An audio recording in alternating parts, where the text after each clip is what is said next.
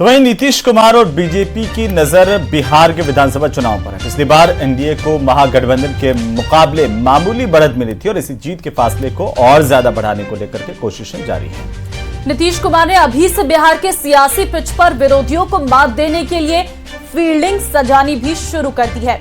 ये रिपोर्ट देखिए और समझिए। एनडीए का मिशन 2025।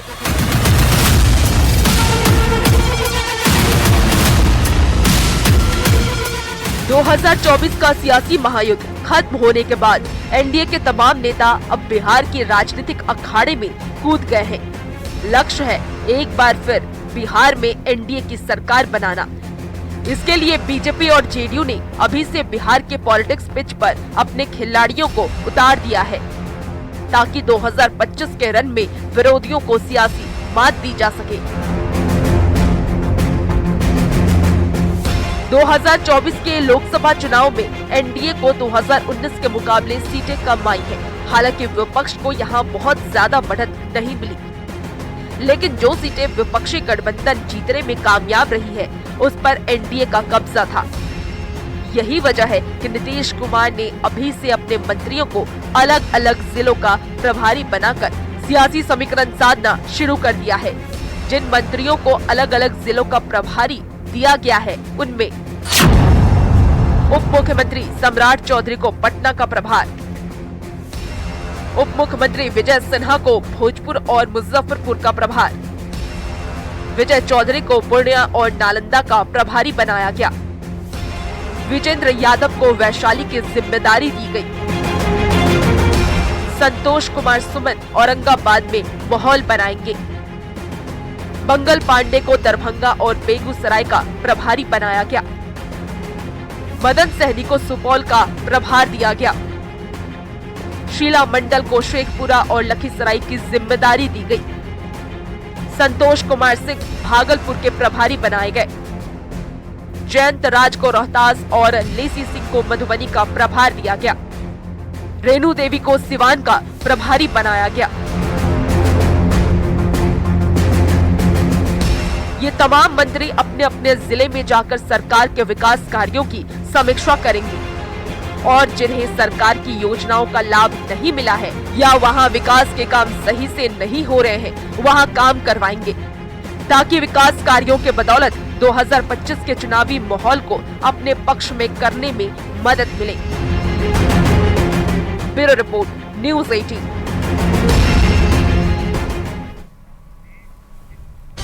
और इस बीच एक बड़ी खबर आ रही है सामने। नीट यूजी मामले में कल सुनवाई होगी। सुप्रीम कोर्ट मामले पर कल सुनवाई करने वाला है। तो एनडीए के फैसले को चुनौती दी गई है और आपको बता दें कि ग्रेस मार्क्स दिए जाने को लेकर के सुप्रीम कोर्ट में चुनौती देते हुए याचिका दाखिल की गई है। इस याचिका में एडमिशन पर तत्काल रोक लगाने की मांग की गई है। परीक्षा प्रक्रिया, पेपर लीक की उच्च स्तरीय जांच की मांग भी याचिका में की गई है। ये बड़ी खबर इस वक्त की।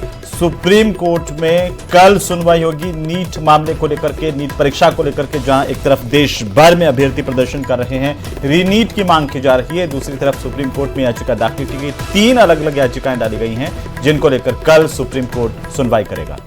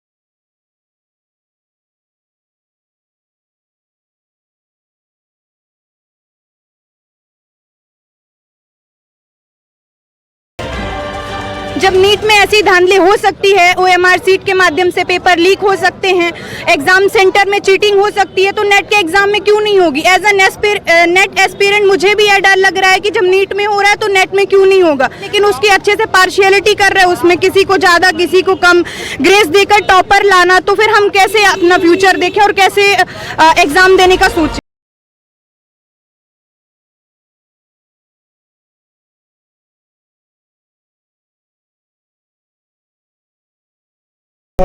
केवल 1600 लोगों का है। ये 23 लाख जो बच्चे अपीयर हुए थे, 24 लाख में से 23 लाख बच्चे जो कुछ अपीयर हुए थे, इसमें से केवल 1600 बच्चों का इशू है। 4750 सेंटर के बजाय ये 6 सेंटर का इशू है। तो हम इसको एग्जामिन कर रहे हैं और इसको हमारी कमेटी एग्जामिन करेगी और उसके ऊपर जो रिकमेंडेशंस आएंगी उसके ऊपर फिर हम निर्णय लेंगे। नीट 2024 के नतीजों पर विवाद ने मेडिकल एजुकेशन के भविष्य पर नई बहस शुरू कर दी है।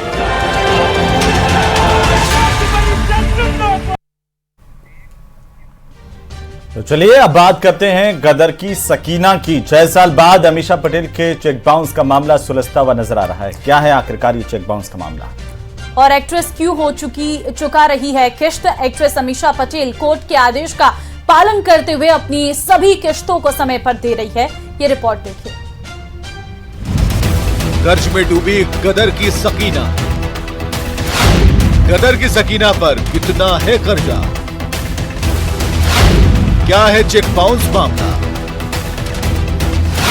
समय पर किश्त चुका रही है एक्ट्रेस। गदर की सकीना जिसकी एक्टिंग का हर कोई दीवाना, कई हिट फिल्में दी जो लोगों की रूह में बस गई। लेकिन कहा जाता है ना, अच्छा समय रेत की तरफ फिसल जाता है। कुछ ऐसा ही हुआ अमीषा पटेल के साथ, जब चेक बाउंस मामले में वो फंस गई और करोड़ों का चूना लग गया। किस्त का जो डेट फिक्स किया गया है उससे पूर्व में ही उनके द्वारा भुगतान किया जा रहा है और जो जून का 25 जून को उनको जो भुगतान करना था 70 लाख रुपया, वो भी 10 तारीख को पेमेंट कर दिए हैं। 2 करोड़ 75 लाख में तय हुआ था, जिसमें 151 पेमेंट हो गया है, 1 करोड़ 51 लाख, अब 144 बाकी है। चलिए अब जानते हैं क्या है चेक बाउंस मामला। चेक बाउंस मामला 2018 का है। रांची के फिल्म निर्माता अजय कुमार सिंह ने अमीषा पटेल के खिलाफ मामला दर्ज कराया था। म्यूजिक मेकिंग के नाम पर 2.5 करोड़ रुपए की ठगी का आरोप है। फिल्म रिलीज नहीं हुई तो अजय ने अमीषा से पैसे की मांग की। टाल मटोल के बाद अक्टूबर 2018 में 2.5 करोड़ के 2 चेक दिए गए जो बाउंस हो गए थे। और दोनों खुले दिल से समझौता किए और सबसे अच्छी बात है कि अमीषा जी की तरफ से कि भाई किस्त का जो डेट फिक्स है उससे पहले ही भुगतान कर रहे हैं। हालांकि अब 6 साल बाद ये मामला सुलझ चुका है। एक्ट्रेस अमीषा पटेल कोर्ट के आदेश का पालन करते हुए अपनी सभी किस्तों को समय पर दे रही हैं। रांची से राहुल देव के साथ न्यूज़ 18।